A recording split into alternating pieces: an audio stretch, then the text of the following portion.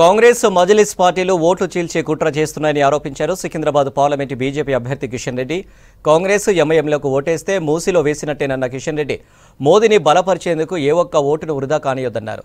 Corona కష్టకాలంలో నిరుపేద ప్రజలకు ఫ్రీ రేషన్ ఇచ్చిన ఘనత కేంద్రంలో మోదీ సర్కార్దేనన్నారు. నాంపల్లి పరిధిలోని పలు కాలనీలు బస్తీల్లో కిషన్ రెడ్డి జీప్ యాత్ర చేపట్టారు. దేశ భవిష్యత్ కోసం కమలం గుర్తుకే ఓటు వేయాలన్నారు కిషన్ రెడ్డి. ఈ రోజు మనవి చేస్తా ఉన్నాం, మన ఓట్లు చీలకూడదు. ముఖ్యంగా నాంపల్లి అసెంబ్లీలో ఉన్నటువంటి ప్రాంతంలో పార్టీల పేరు మీదనో ఇతరత్రనో మన ఓట్లు చీలిపోతే లాభం చేకూరేది మన ప్రత్యర్థులకు. మజ్లిస్ పార్టీ కుట్ర చేస్తుంది మన ఓట్లు చీల్చాలని. కాబట్టి నేను మీ అందరినీ కోరుతా ఉన్నాను, మన ఓట్లు అన్ని కూడా ఐకమత్యంగా ఉండాలి. నరేంద్ర మోడీ గారి నాయకత్వంలో భారతీయ జనతా పార్టీని ఆస్వాదించాలి.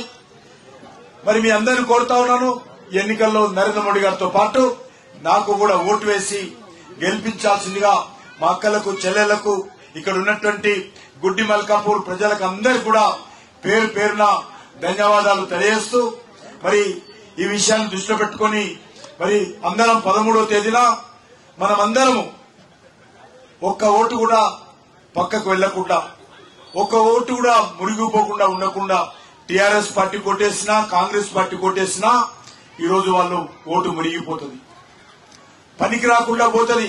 వాళ్ళకు ఓటేస్తే మూసీ నదిలో వేసినట్టే వాళ్లకు. అందుకే ఈరోజు అందరూ కూడా మన నరేంద్ర మోడీ గారి నాయకత్వంలో 3వసారి ఆయన ముచ్చటగా ప్రధానమంత్రిగా చేయబోతున్నాడు.